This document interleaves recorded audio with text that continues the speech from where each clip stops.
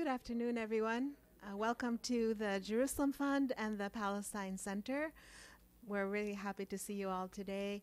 And today we're going to hear a very moving story about music as a means of empowerment and healing. The author of the book titled Children of the Stone, The Power of Music in a Hard Land, this is the book, is Sandy Tolan, and we are so delighted to have him with us today. This is a wonderful story of the musician, the violist, Ramzi Aburedwan, who is a child from a Palestinian refugee camp. He was caught by a photographer hurling a rock at an Israeli tank in 1988. The snapshot, which appeared around the world, showed a fragile 8-year-old with fear in his eyes and anger in his eyes. The image came to symbolize the rage and frustration of the Intifada. We actually have this image, this picture, in our offices, and I brought it out to show you all. This is it. Perhaps you've all seen this image. I think many of you have. And I think Sandy actually is going to have it as part of his presentation.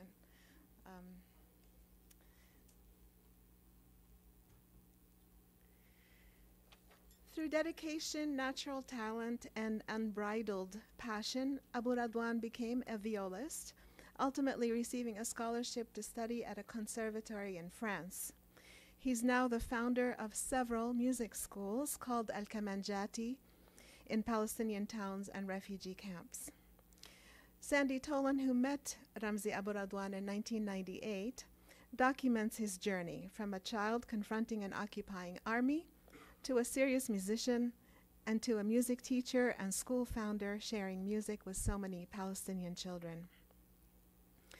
I was looking at what people have said about this book, and actually on the jacket, Professor Salim Tamari describes the book as containing, quote, enthralling biographical trajectories of ordinary people fighting against the odds, like Ramzi the violist, Suhail the musical composer, Maryam the singer, Surayda the activist, who all use music as an instrument of resistance and survival under military rule. Written in the style of investigative journalism, the book is riveting and uplifting without skirting issues of contestation and controversy, unquote. Let me tell you a little bit about Sandy Tolan. He's the author of the books Me and Hank and The Lemon Tree. As co-founder of Homelands Productions, Tolan has produced dozens of radio documentaries for NPR and PRI, Public Radio International. He's also written for more than 40 magazines and newspapers. His work has won numerous awards, and he was a 1993 Nieman Fellow at Harvard University and the I.F. Stone Fellow at the UC Berkeley Graduate School of Journalism.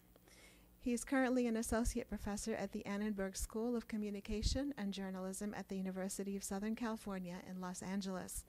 We'll ask him to speak for 30-40 minutes, and then we'll take questions from the audience here and from the online audience. Those of you online can tweet your questions to @Palestine Center. Welcome, Sandy Tolan. Please join me.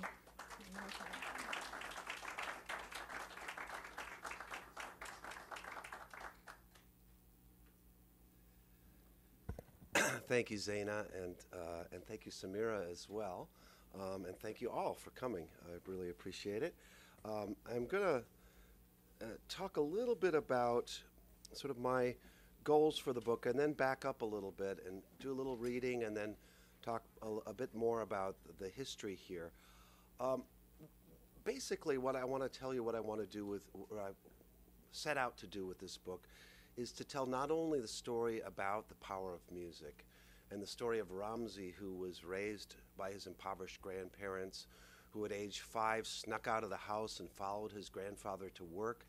He worked as a municipal street sweeper in Ramallah and Al-Bireh, adjacent to Ramallah. Ramzi insisted that he accompany his grandfather on the rounds to haul the garbage every morning. He later took on other jobs, including at the Hespeh, the municipal vegetable market, and then became one of the children of the Stones. and later learned how to play music. And I'm going to talk a little bit about that. But before getting into that, I just wanted to say that I see in this book the chance to not only engage in this amazing story of this kid who basically transforms himself with a lot of help and a lot of support, including 7 years of training on the viola in France, a lot of self-education as well, a lot of people from all over Europe and America and Palestine who came to help and were engaged by his dream, and we'll get into all those specifics. But also I thought that this was a great vehicle to tell the story not as a polemic, not as a policy paper, but as an engaging, novelistic, hopefully you feel like you want to turn the page. That's why I spent all this time on the book, is getting those kinds of details that make you feel, hopefully, like you're reading a novel. But this would show a window into ordinary life for ordinary Palestinians. And when I say ordinary, it may be ordinary to them, but it wouldn't be ordinary to us. Because the life of a child under a military occupation that will have its 48th anniversary this June is far from what any of us would consider ordinary. And yet, to me, it's amazing that half the people in this so-called Israeli-Palestinian conflict, their daily life is essentially off the radar screen. So my goal with this book is not only to tell Ramzi's amazing story and the amazing story of these kids who you'll see in some of the pictures that I'll show you a little bit later, but also to engage in what that life, that daily life is like. And so those are my goals in the book, and in trying to get the book out there as far as possible into people's minds and into people's hearts. And I want to start with what I call the prelude. I have a friend who urged me to think about this book, the construction of this book, in musical terms. And I took her advice, and I went off, and so I have movements and preludes and interludes and even a postlude rather than part one or section one. So I'm going to read now from the prelude, which is called Over the Wall to Play Beethoven. Kalandia military checkpoint between Ramallah and Jerusalem, summer 2013. 5 young men stare through the windows of their bus, stalled at a military checkpoint known as Kalandia. Outside, an exhaust-choked border crossing divides Jerusalem from the West Bank city of Ramallah. Behind it stands a massive gray wall, seemingly impenetrable, except by special permission. The men look out as drivers jockey for position, funneling into a single line before submitting for inspection. Vendors, mostly children, weave through the knots of vehicles amid the plastic litter and chunks of broken concrete, selling kebab, tissue packets, pillows, bottles of water, and verses from the Quran. Soldiers enter the bus, M16s on their shoulders. A young woman inspects documents. She orders 20 people off the bus, including the 5 young men. They will not be allowed to cross the checkpoint in relative dignity, unlike the foreigners who remain on the air-conditioned coach. Instead, they walk through the heat into a trash-strewn terminal and pass down a long, narrow corridor framed by silver bars. It looks like a cattle chute on a Western American ranch. At the end, the men push through 2 8-foot-high turnstiles known as Iron Maidens. A stray cat straddles a wall above them. "Keep the terminal clean," a sign instructs. The men crowd with dozens of others into a small holding area in front of a 3rd floor-to-ceiling turnstile. Every few minutes, a red light turns green, a click sounds, and 3 or 4 more people pass through the Iron Maiden to place their possessions on a conveyor belt. They hold up their permits to a dull green bulletproof window and look through the smoky glass, waiting. On the other side, bored-looking soldiers glance up, inspect the documents, and one by one wave the permit holders through. All but the 5 young men. "You do not have proper permits," they are told. Denied the holy city, the men click their way backward through the gates, along the metal chute, and into the maze of cars and vendors, uncertain what to do next. It is urgent that they reunite with the others on the bus so they can all reach Jerusalem. "Hey, boys," calls an unshaven man sitting on a stool inside a crude metal shed. The man takes a drag of his cigarette. He glances at the glass tumbler in his hand and the dregs of his Turkish coffee. The young men look behind him toward the 25-foot-high wall. They approach. Two of them carry long felt bags. Another holds a blue canvas case. The unshaven man takes a last drag of his cigarette, flicks it in the dirt, and looks up. Ya Shabab, he says, exhaling a long column of smoke. He smiles. You boys need to get to Jerusalem? Yes, says the oldest of the 5 young men. He appears to be in his 30s, slim, of median height, with a scraggly beard, a receding line of curly black hair, and bags under his eyes. His eyes are brown and unblinking, narrowed with intent. It's very important. The man sits down his glass, stands up, and regards the men in front of him. Except for the older one, they look a little nervous. For 250 shekels, I can get you to the middle of Jerusalem, he boasts. 50 shekels each, about $14 per man. Fine, says the oldest of the 5, who appears to be their leader. What do we do? The man looks over his shoulders. Jamal, he says, get these guys to Jerusalem. They climb into a battered white van. The door slides shut and the driver begins working 2 phones, making arrangements. He drives with his forearms as the van rattles down a potholed access road. He turns to the men in the van. Give me the money. They haggle over price, finally agreeing on $11 each. But you have to pay now, the driver says. He gives them his phone number and tells them to call once they reach Jerusalem. Apparently, he wants satisfied customers. A short time later, the driver pulls over and steps into a tall garage made of corrugated metal. He returns with a ladder, extends it to its full length, and rests it against the top of the wall. He scales the ladder and sits beside it at the top. Come, he commands. The men approach the base of the wall and look up, shifting their burdens from one shoulder to another. They are classical musicians, a violist, a double bass player, and 2 timpanists. Their felt bags contain sticks for concert timpani. The blue canvas case holds a violin. The rest of the orchestra is on the bus, rolling south toward Jerusalem. In 4 hours, they are due to play Beethoven's 4th Symphony in the Old City, at a French church built during Crusader times. Hundreds are expected to attend. If these 5 players don't make it, the orchestra's leader has warned, they will cancel the concert. It is impossible, after all, to play Beethoven's 4th without the timpani, which is something I didn't know when I started this project, but now I understand. The musicians gaze to the top of the wall, where loops of razor wire present a dangerous obstacle. With a sweep of his arm, the smuggler brushes the loops aside like a curtain. The wire has already been cut. This is a regular crossing point. The smuggler pulls a long knotted rope from a plastic bag, loops it around a metal post at the top of the wall, and drops it to the other side. Tal, tal, he repeats. Come. The leader, who plays the viola, goes first. He mounts the ladder rapidly, sits atop the wall, pivots his leg, grabs the rope, and slowly slides down. He tries to use the knots as footholds, but they are small, and his feet keep slipping off. A vehicle approaches on the narrow access road. The violist freezes about halfway down the rope. Who's in that truck? He shouts, craning his neck upward. Are those soldiers? If they are, the violist will be arrested, or possibly shot. It would not only mean he won't get to Jerusalem for the Beethoven concert that evening, it could signal the end of everything he has been building for years. So that's kind of how the drama begins. That is a kind of parallel drama that plays out in these interludes and then the postlude. And in the between that is the story of Ramzi and the story of building the music school and the story of the occupation, which is something I really wanted to start with. All of these things, I want to sound like a novel, but I assure you that everything is completely nonfiction.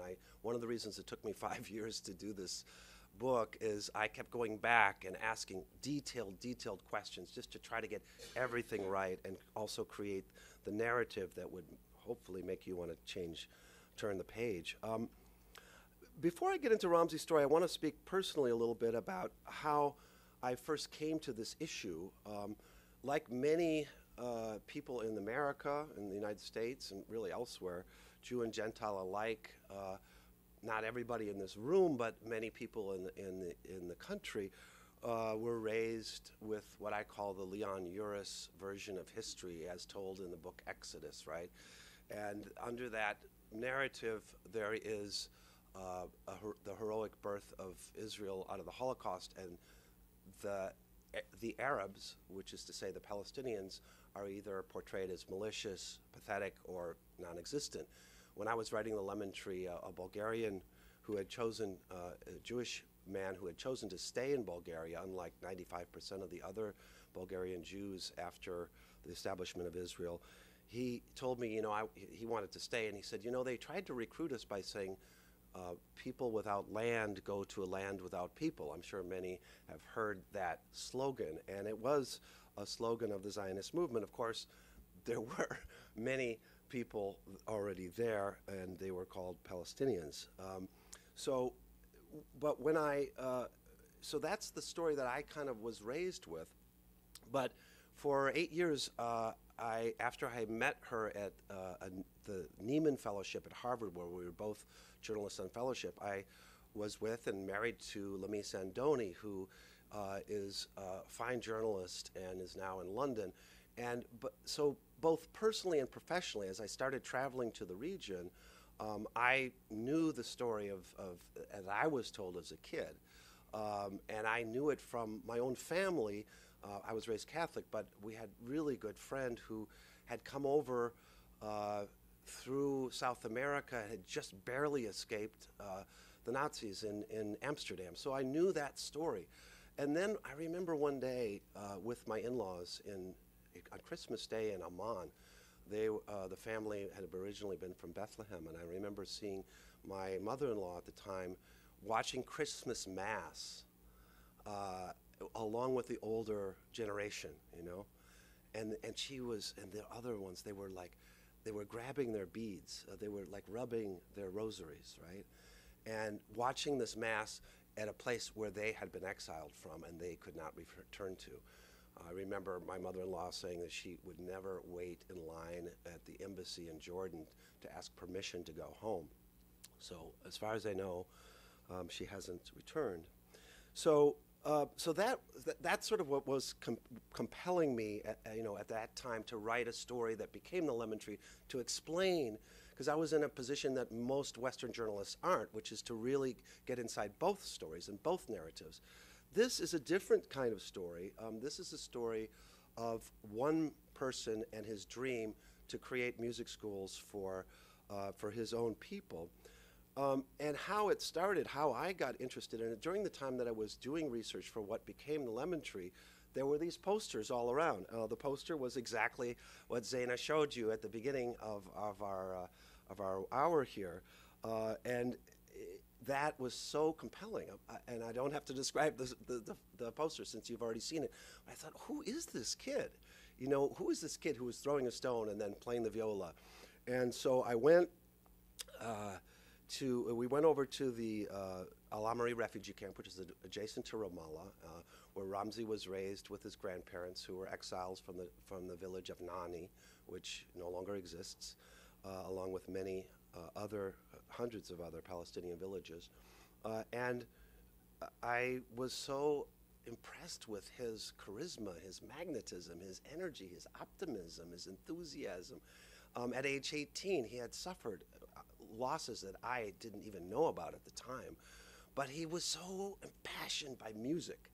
And I asked him, I said, what's your dream? And he said, well, my dream is to open up music schools for the children of Palestine. And it's to be a violist in the first National Symphony Orchestra of Palestine. And at that time, that poster, for many people, some had already grown skeptical of the two-state solution. Some had never supported it. But many people still believed that a two-state solution was going to be a path to Palestinian freedom and independence. And in a way, Ramzi, and one interpretation of Ramzi in Arabic is symbol. Ramzi was a symbol that many people saw their hopes in this kid. So, but at the same time, he was living in a refugee camp with his grandparents, but lo and behold, he gets a scholarship to study in France. I lost touch with him, and I stayed in touch with him a couple of years, then lost touch, and then I was on an assignment in December 2009, and I went into an Italian restaurant in Ramallah called Pronto with a couple of former students of mine, one of whom was the fine journalist Ben Hubbard, who wrote some great accounts from Gaza for the New York Times last summer. Anyway, we walked in there, and all of a sudden I hear, "Sandy!" And there's Ramzi sitting in the corner. And I said, "What are you doing back here?" I had assumed he was still in France. And he said, "No, I'm opening up music schools for the children of Palestine." And he sat with us, and I kept squeezing his arm, during our dinner. Like, "Ramzi, you did exactly what you said you were going to do when you were 18 years old." And he's invited me to come over and see the school, and that little did I know at the time would determine a large part of the course of my life for the next 5 years. I thought that the Children of the Stone would take less time, but to really create this story, I kept going back, and I went there probably 6 times, a total of 6 times for this book, and interviewed 220 people, and have thousands of pages of notes. But I really wanted to focus, of course, on the story of Ramzi and on the kids. So I want to read a little bit and then show you some pictures and then break so there's plenty of time for your questions. But again, I want to talk about this from the standpoint of what Ramzi's trying to do, not just as this sort of beautiful thing to do for children, but something that can be transformative for these kids. And one of the things that he told me when I first started encountering the kids and interviewing him, he said, "I want these soldiers, I want these children, I want music to protect these children from these soldiers." And I thought, well, that's nice, but it also sounds kind of like a soundbite, and he's very good with media, But then I started doing some research, and I had my niece, who's a PhD student, also was helping me with some research.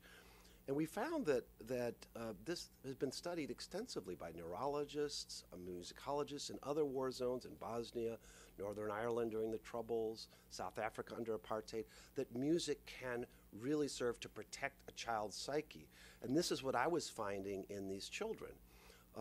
And by their own testimony and by the testimony of their teachers who had come from, as Ramzi was building his school, people got so enchanted by this idea. One fellow had quit the London Symphony Orchestra, where he's a violist, because he wanted more meaning in his life, and he started working with Ramzi. Somebody else left her budding opera career in the UK so that she could be the vocals teacher for Al-Kamanjati. So all these people came from all over to try to help Ramzi, who is a very persuasive and magnetic person, and kind of like a Pied Piper, to come. And so the school opens. After some experimentation, there was a time during the second Intifada, which, as you all know, was a much more violent and much more, even more traumatizing for children. And it was during this time that Ramzi was still studying in France, and people were saying, "Ramzi, you want to start a music school now?" And he was wondering himself. I mean, he always had this dream, but could I really do it under these circumstances? So he went home from France to Al-Amri camp I think it was the end of 2002, and he went to teach a workshop at the child rehabilitation center for kids who had been either injured or wounded or were born with not all of their limbs intact, and other able-bodied kids. And he started playing the bouzuk for them, because he also plays not only the viola but the bouzuk. And he, when he got there, he saw, these kids, they are drawing, their art. Kids all over the world, they're in school, they draw art. What were they drawing? They were drawing tanks. They were drawing explosions, orange fire coming out of tanks, mothers at checkpoints. And he said, I do these things in France too, and the kids are drawing sun and moon and stars and blue sky and houses.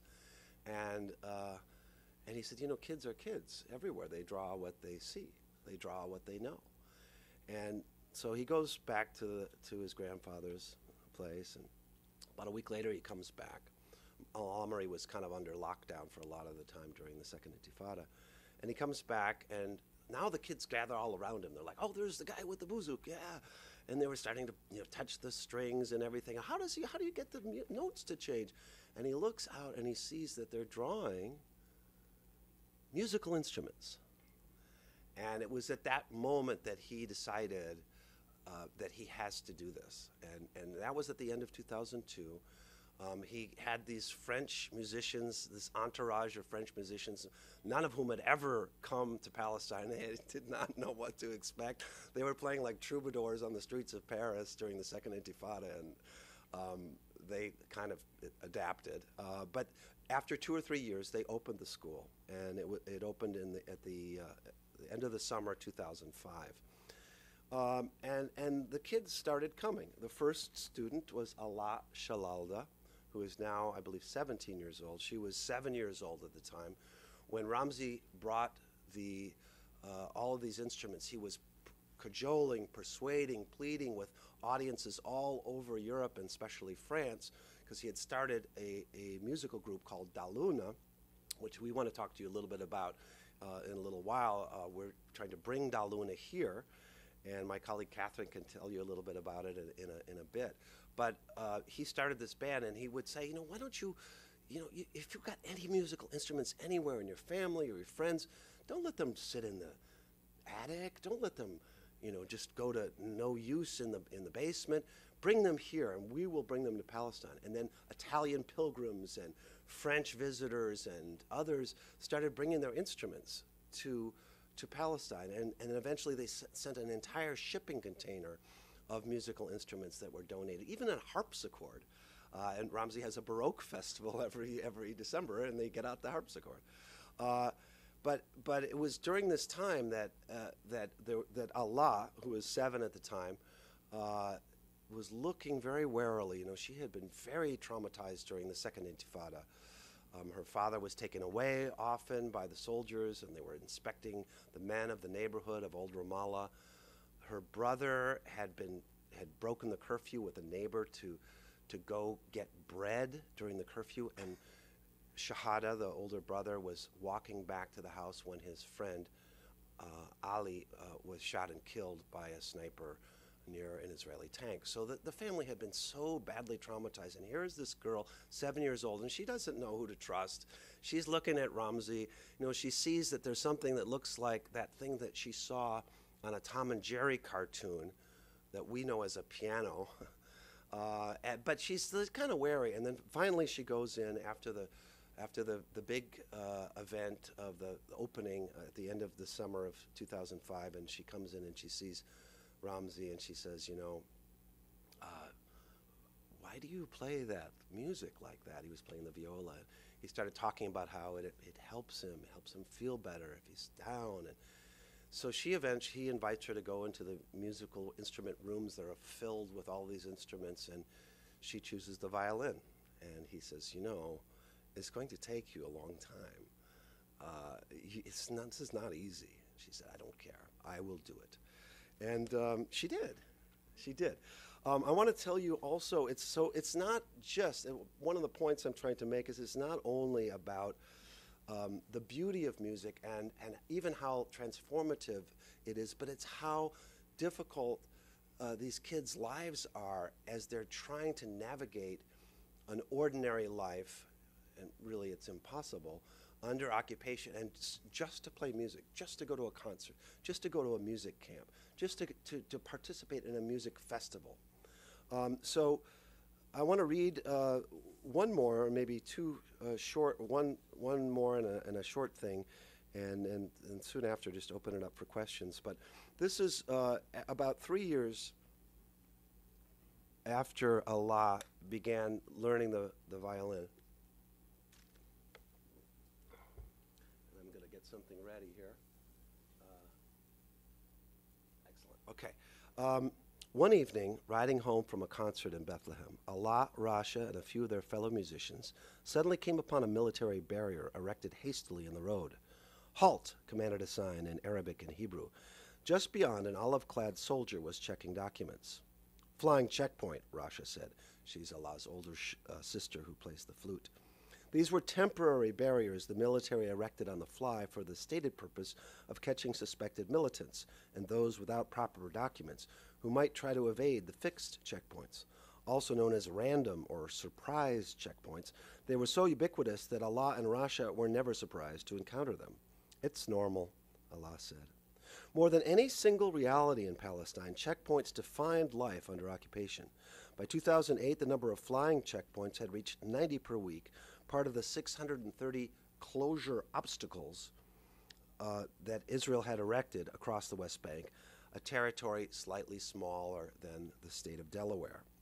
3/4 of the main roads leading into the West Bank's biggest cities and towns were now blocked or controlled by checkpoints. Military authorities said the strict measures were necessary to protect Israeli lives. Palestinians and humanitarian organizations saw them as a means for Israel to control the occupied population and protect the movements of settlers who had illegally seized Palestinian lands. What was once justified by the Israeli authorities as a short-term military response to violent confrontations and attacks on Israeli citizens, declared a semi-annual UN report on the occupation, appears to be developing into a permanent system, a system which is fragmenting the West Bank territory and affecting the freedom of movement of the entire Palestinian population. Now, just as a side note, when I began traveling to the region in 1995, I was so surprised to encounter all these smooth roads. They were set aside for settlers and VIPs in the West Bank around the time that supposedly this was the land that was being set aside for a Palestinian state. And of course the settlements were growing there, not including East Jerusalem. Just in the West Bank outside of East Jerusalem, there were about 109,000 settlers at the beginning of the Oslo period. There are now 350,000, and Palestine has basically been shattered into islands. It's like an archipelago. There's actually a map by a French cartographer that shows the archipelago in the sea of Israeli military control. I'm sure a lot of you know that 60% of the West Bank is called Area C, and that is direct Israeli military control, but they retain the rights to go anywhere they want, anytime that they say that it's justified. So that was 7 years ago when this was written, and it's ever more so today. Encounters at checkpoints could be deadly, but mostly for Allah and Russia, they were humiliating, dehumanizing reminders of who had control. Recently, a soldier had ordered Russia to play her flute at the infamous Hawara checkpoint near Nablus. At Hawara, at the height of the Second Intifada, 2 pregnant women had been shot on consecutive days. Another had given birth to a stillborn baby after waiting for 5 hours to get to the hospital. A 10-year-old girl had died of a ruptured appendix when soldiers denied her passage. And a man with metastasizing liver cancer, a 45-year-old who worked in a Nablus hummus shop, was denied his wish to die at home. He died at Hawara. At the flying checkpoint, the van carrying Allah and Russia slowed and came to a stop. Sisters gazed at the sign. Behind the soldier, a military Humvee blocked the road. The soldier beckoned the van forward. He opened the sliding door. "What's that?" the soldier asked Allah, pointing to her soft blue instrument case. "This is a violin," replied Allah, now 10 years old. The soldier told her to step out of the van. "Do you know how to play?" "Yes." "Play." "Don't play for him," Rasha yelled in Arabic. "Play," repeated the soldier. Allah frowned, looking into the van uncertainly. Muntasir, the clarinet player, said softly, "It's okay. Play, Habibti. Play, my dear." Ramzi's main purpose for founding Al-Kamajati, he had said many times, was to protect the children from the soldiers. The statement often sounded like a slogan or a soundbite, but Allah, Rasha, and other children of Al-Kamajati had begun to wear their music as a kind of armor, and now at the flying checkpoint, Allah calmly removed her violin, placed it under her chin, stood erect, and began to play.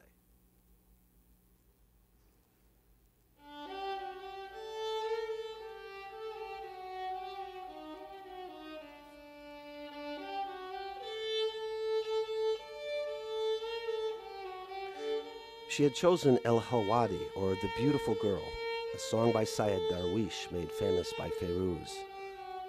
A haunting melody floated from Allah's little violin, an oriental sound, as it was called in Israel in the West. Certain and strong, Allah's notes cut through the low rumble of idling cars and floated above the flying checkpoint into the night air.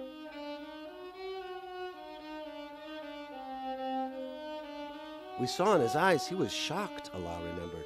It was something he didn't understand.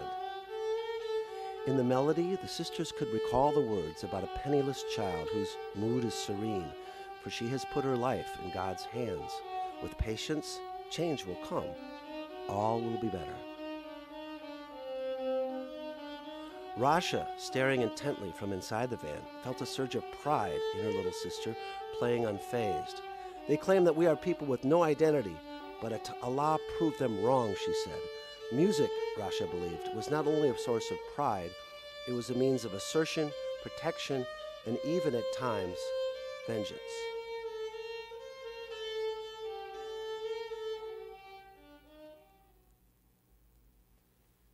Then the moment turned. Another soldier walked over to listen. He was smiling and seemed to be enjoying the impromptu concert. I play too, he said when Allah finished. May I try? So another soldier asked Amir, the guitar student, if he could borrow his instrument.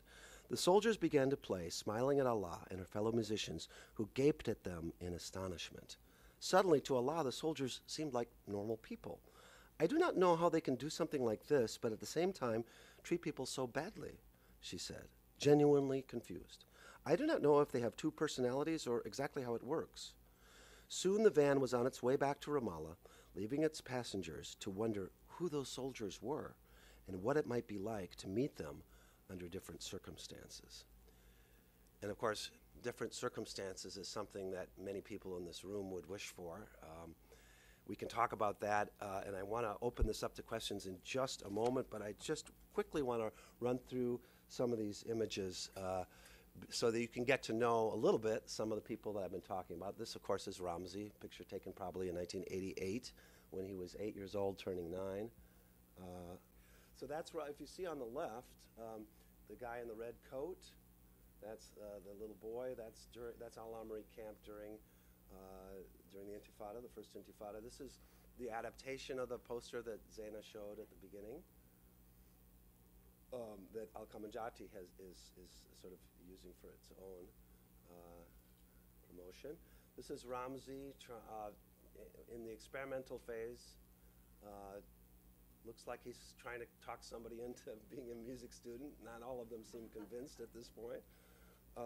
You know, the curiosity. Look at the curiosity. What is that anyway?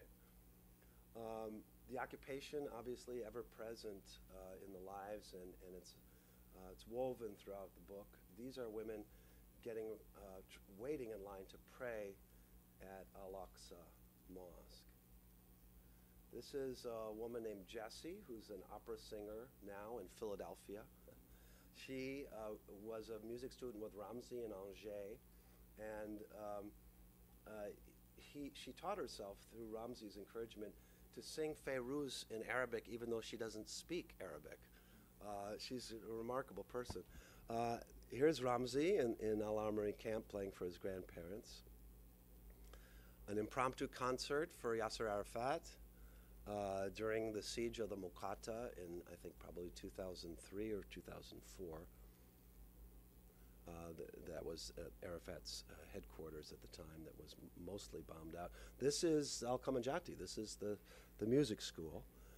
Opening night, Ramzi there in the doorway. This looks like snow, but it's not.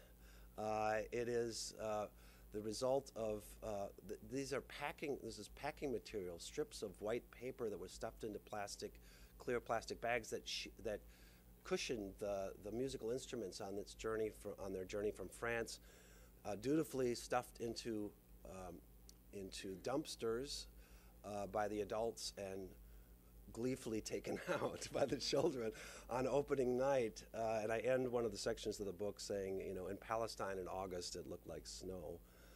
This is a picture taken by me of what some Palestinians call the chicken plucking machine. It's the chute between Bethlehem and Jerusalem. On the other side of the wall, facing north toward Jerusalem, is a sign in 3 languages that says, "Peace be upon you." That's Ramzi and one of the stars of Al-Kamanjati, the singer Odeh Khatib, who, like Ramzi, grew up in a refugee camp, Al-Fawar, near Hebron, in the South Hebron Hills area. This is a camp, the first summer camp of Al-Kamanjati. at a place called Qasr Qasem, which is the palace of the Sheikh of 1820, the Ottoman governor of central Palestine.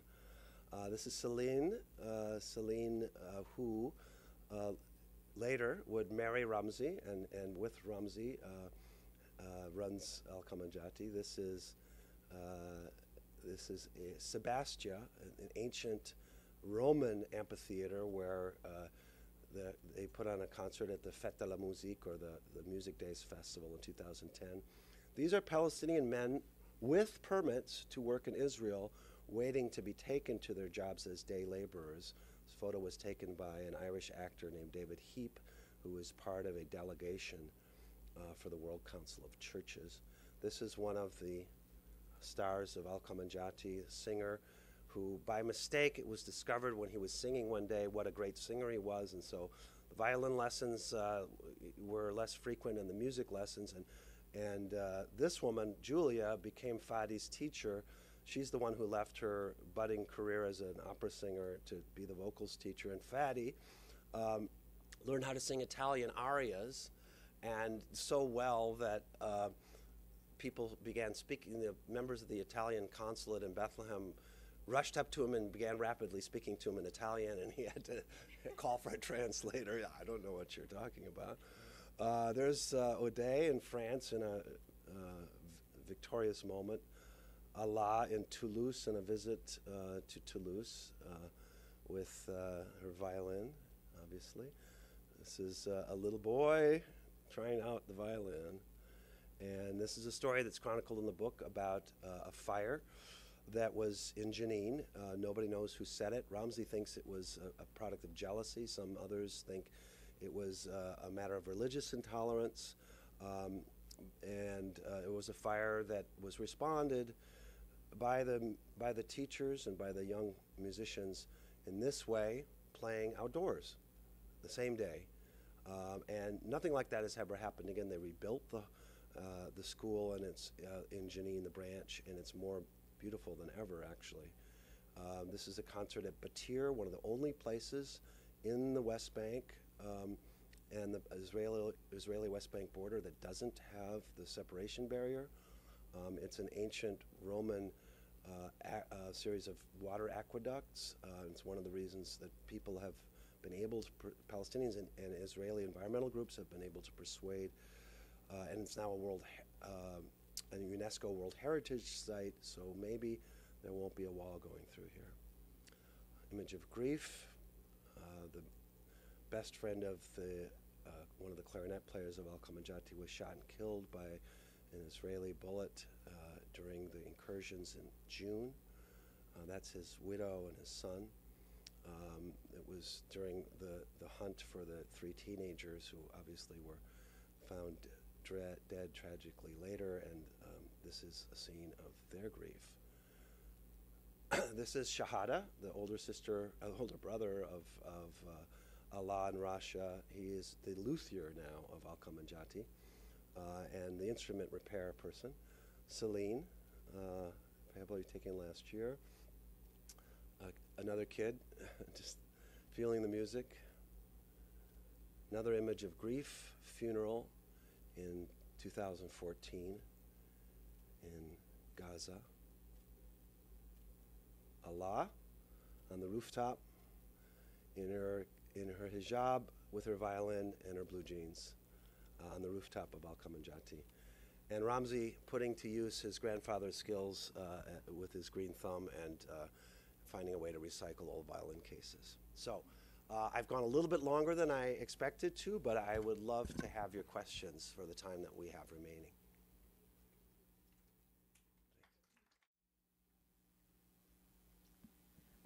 I learned too late to go last night to Politics and Prose, but I'd love to have your views on how it went. It's a very different audience there. Well, it was wonderful, actually. It was a very receptive audience, a lot of good questions. One of the things that people wanted to know about was, sort of what can be done now. We talked a lot about sort of shift in the strategy, the Palestinian strategy. I mean, I'm not Palestinian, and I'm not intimately familiar with all of the different specifics of the Palestinian strategy, and there isn't one strategy. But one of the things we talked about was last night is that during the time of that, say, that poster was taken, that image. I mean, Ramzi represented the hopes for a two-state solution and the sort of the acceptance of the Oslo process. Not everyone agreed with that. And one of the people I haven't talked about tonight or today is Edward Said, who, with Daniel Barenboim, founded the West Eastern Divan Orchestra, which is also, in a sense, even though Edward had become disillusioned with the Oslo process, it was in that sort of atmosphere of ferment and of witness to each other's stories and all of that, that sort of was representative of that era.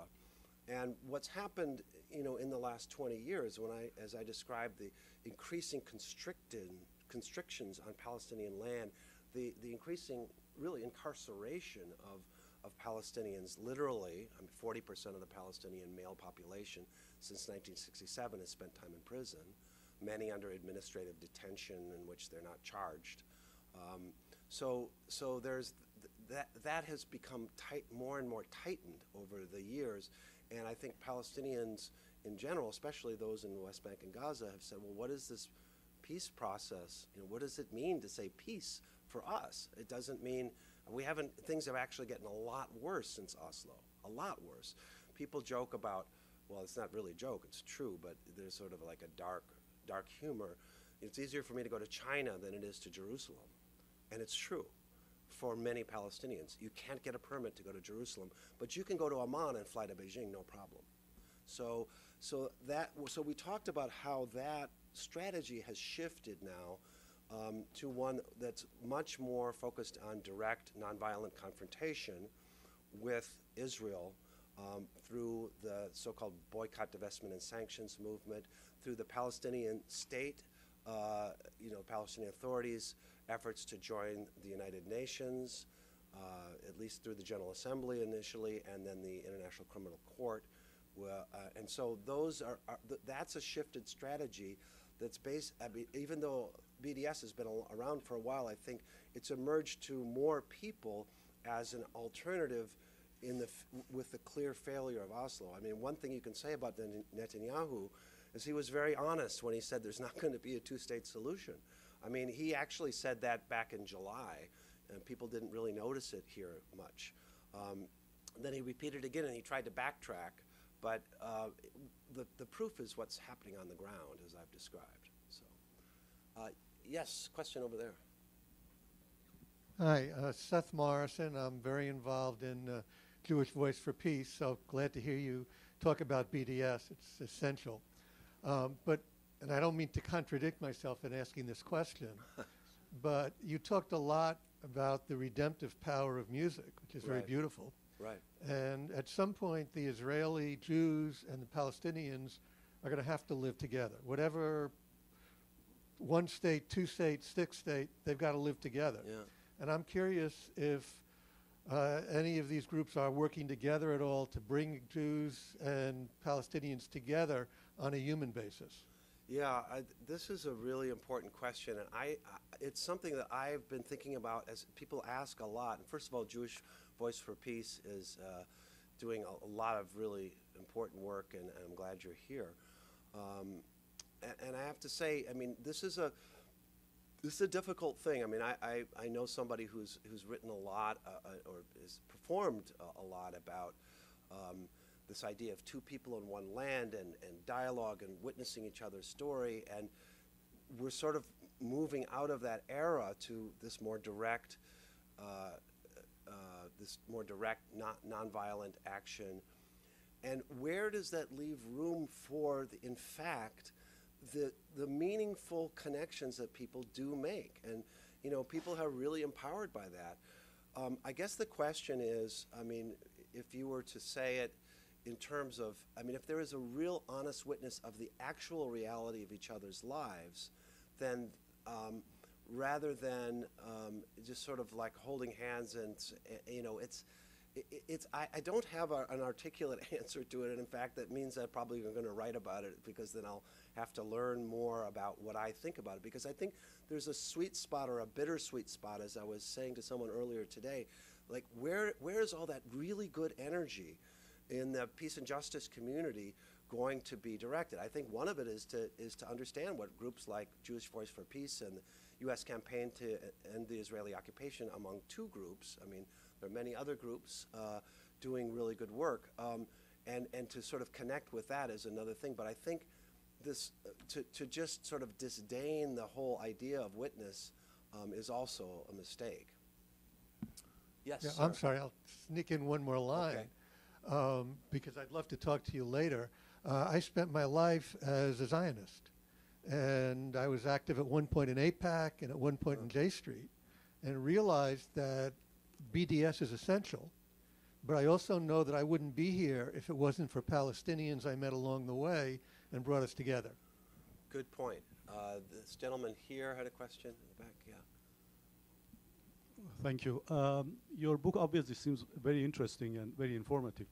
My question is, how can you make this message or whatever information you have in the book to sink in? You know, in the U.S., people in the U.S. are pretty much uninformed, despite all the efforts that have been going on for informing people. But are you, for example, going on tour in, you know, either not the big cities, but small towns in the middle of, I don't know, Texas? I mean, I would love to. Right now, my publisher, Bloomsbury, and I'm very grateful to them, is sending me on, I think, a 12-city tour. I'm about 2/3 of the way in.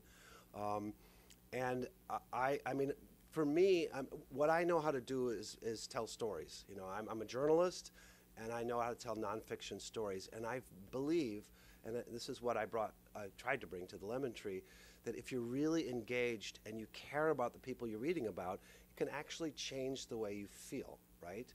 And so what I want to do with this book, I mean, I want to be able to go to anyone who will listen and talk about these children and talk about this story. And through that, if you read the book, you can't be helped but, I would think, if anybody has a heart, to see, like, what are these kids dealing with? And to me, that's the contribution I would like this book to make. And as long as people are inviting me, I'll go. Yes, sir, in the back. I have a question related to that. You were saying how Leon Uris shaped your view of what Israel was all about and what that conflict represented, which is really saying that we're all our view of reality is shaped by story, by narrative. And so the question is, how do you change the narrative? Because that's how people's perception of reality changes. And I'm a great admirer of your book, by the way, The Lemon Tree. Thank you. And you are a fantastic storyteller, so it seems to me you're doing precisely what needs to be done in order for people to have... I didn't plant this question, I promise. No, this is really true. A better understanding on a human level of what actually is going on there and what the reality looks like. So my question is, here's my question. Getting back to the power of story to change the way we look at reality and to actually, I mean, story can work the opposite way too. It can create conflict. I mean, that's what propaganda is all about. That's what the power of narrative is all about. So with this book, I'm just curious, when was it published, and has it been reviewed by the major media outlets? So I'm getting where you're coming from. Yeah, so the book was published, I mean, it was sort of, there was an initial publication date of April 7th, but it was really more formally published April 21st. So it's only been out for a couple of weeks, basically. It got a really good review in the New York Times, I mean, not in the New York Times, in the Los Angeles Times. It is, I've done some radio interviews. I'm going to be on Leonard Lopate in New York on WNYC tomorrow. It hasn't attracted, Seattle Times, St. Louis Post-Dispatch have done reviews. It got great, commentary pre-publication and reviews from like Publishers Weekly and Library Journal, Salim Tamari and Yo-Yo Ma, others, the historians Tom Segev, Joel Bainin as well, and Reza Aslan. So all those are really great, but I want to be able to reach into the centers of cultural influence. New York Times has decided not to review it. No comment. I don't know. They certainly know of the Lemon Tree. They didn't. I mean, a lot of people didn't review the Lemon Tree because I wasn't really known as someone, and it built over time. So I understand, but I don't know what their motivation was. I believe the New York Review of Books may review it, which would be great. I'm hopeful that other publications like the Washington Post, I think the Nation, but it's and I'm still working on doing some other radio interviews. Performance Today is going to do something. They have it doesn't look like that's going to happen, but it's possible it could. And when Ramzi comes, maybe we're going to have a whole other effort. Now, Samira, you said we could actually go a little bit longer than 1 hour. Is that right? Is that okay? So so maybe another few minutes. Back in the back, and then this gentleman, and then yeah. Yeah. First off, thank you very much. You are a storyteller, but I really feel you capture the essence of the healing potential of music and the trauma of these children. And it's very, very powerful, your imagery about the children at the checkpoint and just the effect on the soldiers and humanizing them. Thanks. I'm basically disillusioned with the peace process, but I am really still very, very, very concerned about children and trauma. And your emphasis on that is very, very powerful.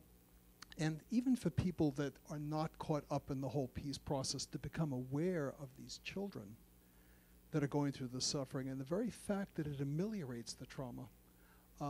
Your story about comparing the drawings of the children in Palestine and France is very powerful. And what it put to mind for me was that the children in the concentration camps and their drawings and how that trauma is something that really is universal, whether you're Jewish, whether you're Palestinian, whether you're right or left, there is something in the fact that children are being traumatized. So I really appreciate that.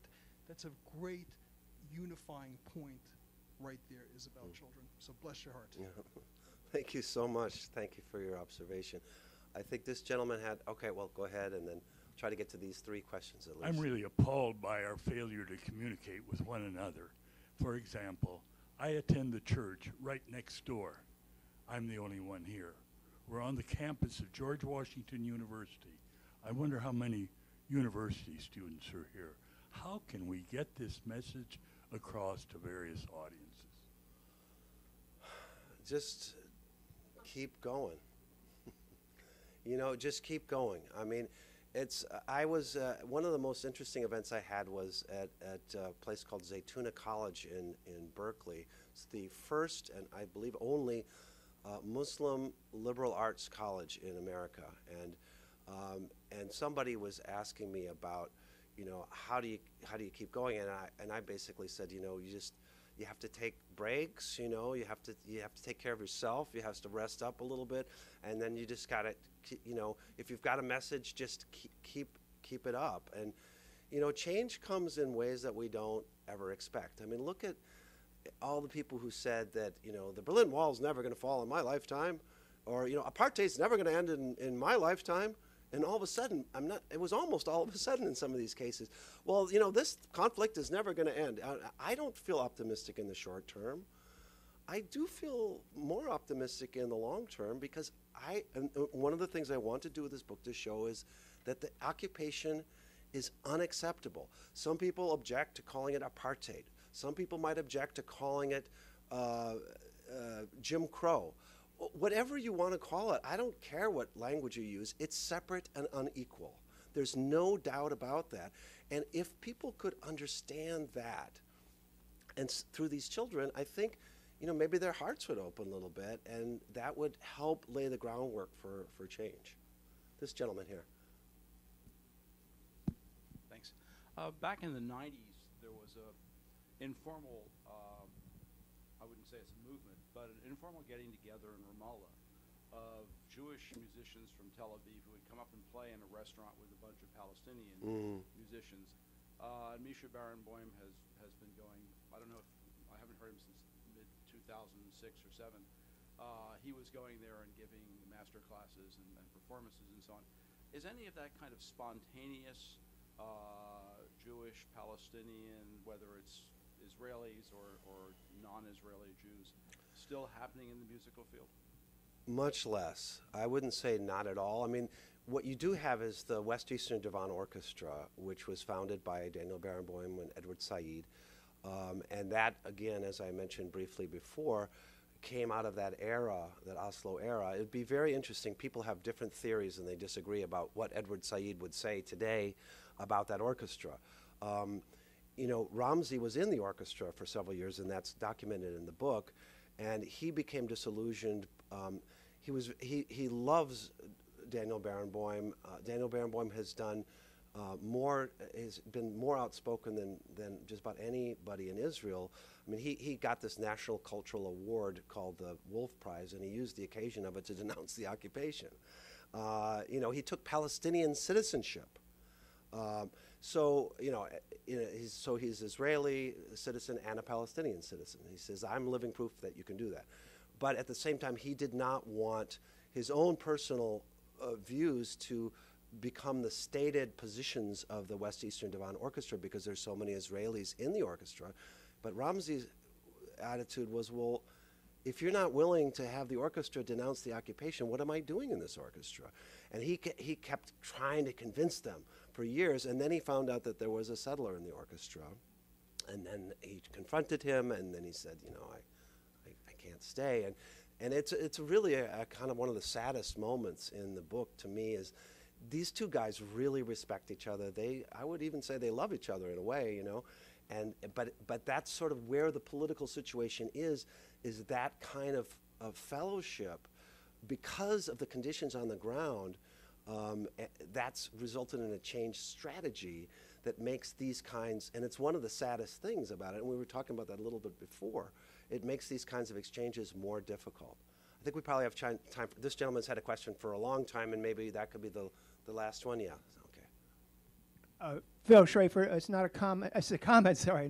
You talk about the ability of music to humanize the soldiers. There actually are some IDF soldiers who are very, very human. There have been helicopter pilots that have refused to fly against Gaza. And in today's Post, there's an article about a number of IDF soldiers who admitted they went beyond all ethics. They would shoot Palestinians just because they were bored. Yes, and I think it's important to note that, I mean, that's one of the reasons that I was so grateful for coming across the story of, you know, yes, these kids are under occupation, they're being made to play music, and then all of a sudden the moment turns and they see the soldiers as humans. This is really important. And the thing that you're referring to is breaking the silence. And that's a group of people, including so-called refuseniks and others who have been under cover of anonymity, have told some of the horrific things that they've done and witnessed. But anyway. I think this will be our, is this on actually? Yes. Okay. Sandy, I just want to make a quick comment. First of all, I want to say how much we appreciate what you're doing, your book, your presentations. I obviously couldn't help but notice the juxtapositions of the different pictures, the different images you provided us. And, you know, I'm really glad that you didn't just put all the wonderful flowers and everything about the transformative power of music, which obviously is there, but we need to be reminded that there's this occupation, that there are these cages, that people stand in line for hours, and that intense moment of grief of the child with his mother, that was very meaningful. Anyway, all in all, thank you so much, and we appreciate this incredibly compelling and very deeply meaningful story that you're telling us. Thank you. Thank you, Zainab. Thank you all. Thank you all so much.